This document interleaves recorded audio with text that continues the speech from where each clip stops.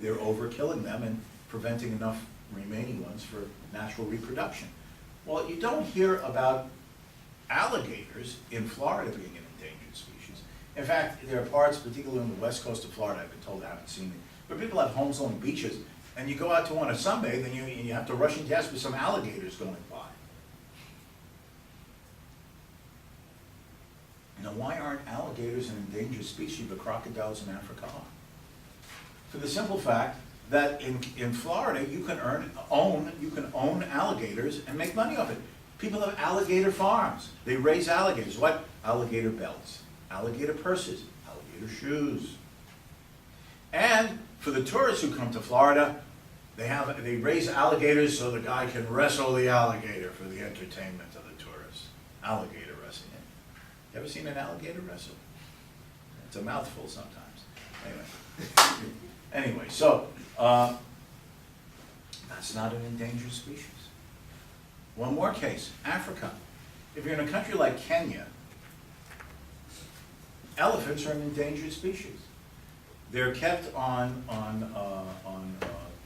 government natural wildlife preserves. And there are some park rangers who are supposed to prevent poachers from coming on, especially at night, and killing the elephants, to steal the tusks, the ivory. But in fact, the poachers often are there threatening to decimate those elephant herds. And they bribe the rangers to look the other way, or sometimes they kill a ranger. Contrast that with the other African country of Zambia. In Zambia, elephants are not an endangered species because you can own elephants. Villagers can own elephants and raise them and show them and train them sometimes for the entertainment of the tourists. In India, elephants are privately owned, and they're used in the forests. The elephants are knock down the trees, often the teak wood, the rare types of wood, and then they will lift the tree trunks that have been knocked down and hold them on their tusks to carry them out of the forest. And private individuals own elephants. And they care for the elephants. They see that they're well fed, that they're cared for, they're not overworked. Why? Because that's your machine. If you own a machine and it's necessary to do your business, don't you oil it? Don't you give it some maintenance and repair occasionally? If you don't take care of your machine and it stops working, what happens to your production in your business? And therefore, elephants in India are cared for. Now that's the important thing. Where something is owned by everyone, it's owned by nobody. And when it's owned by nobody, nobody sees or bears a cost of misusing the resource, overusing the resource, abusing the resource, not caring about its availability for tomorrow and the day after and the day after. So in spite of often the comment, well, individuals are greedy, they're profit motive, they're self-interested, they don't care about anything except profit, it is precisely the profit motive with private property that creates the incentive and the motive to ask yourself how best to use the resource that I own and from which I generate income and wealth. And if I misuse it, I abuse it, I waste it, I don't care for it, and therefore it diminishes in its qualities, features, and characteristics that enable me to earn income from its use and application, I bear the cost. Think of this more directly. Do you have a car? Some of you have cars, your family have cars. Do you give it an oil change? Do you occasionally give it a tune-up? Do you change the tires periodically? Or rotate the tires? Yes, why? Because you own the car, and if you don't maintain and care for the car, and it deteriorates to the point where it's either unsafe or undrivable, who bears the cost of that? You. You're going to have to now buy a new car. It could be a new old car, but a new car for your use, sooner than you otherwise would have if you had just undertaken proper maintenance and repair. Or what about a house? The roof leaks. Right? There's a hole in the roof. What do you do with that? You tend to see that the repair is taken care of. Why? Not only is the water coming in and damaging your furniture, but if there's a hole in it, further weather conditions can make the hole larger until finally the entire roof is at risk. And what happens then? The use of your home, the enjoyment of your home, the comforts of your home are reduced, perhaps even destroyed. And what happens to the resale value of the house if, at least in the back of your mind, there were to ever be a circumstance where you needed or wanted to sell it? A well-maintained house has a higher market value than a deteriorated or a dilapidated piece of property. That's the difference between private property and the incentives created by it,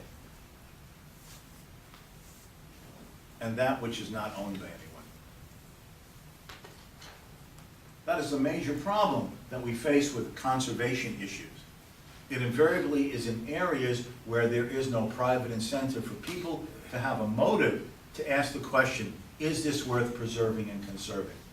If I don't preserve, conserve, or even improve it, will I bear a negative effect, a cost, from having not shown the forethought to do it? That's different where, as I said, it's owned by everybody. Because here there is no motive to be that thoughtful about it. If I overuse the resource, if I threaten to make the buffalo extinct, for example, who cares? They're not my buffalo. I'm going on to California on the train out west. Does it matter to me if this happens? No skin off my nose.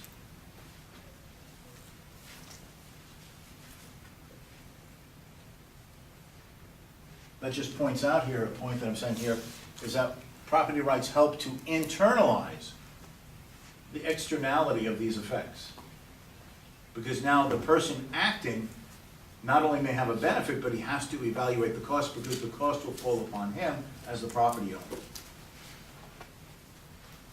Now another element of this that is often raised is called externalities. These are called external effects. External effects are basically the impact on a second or third party from the actions of somebody else. Okay?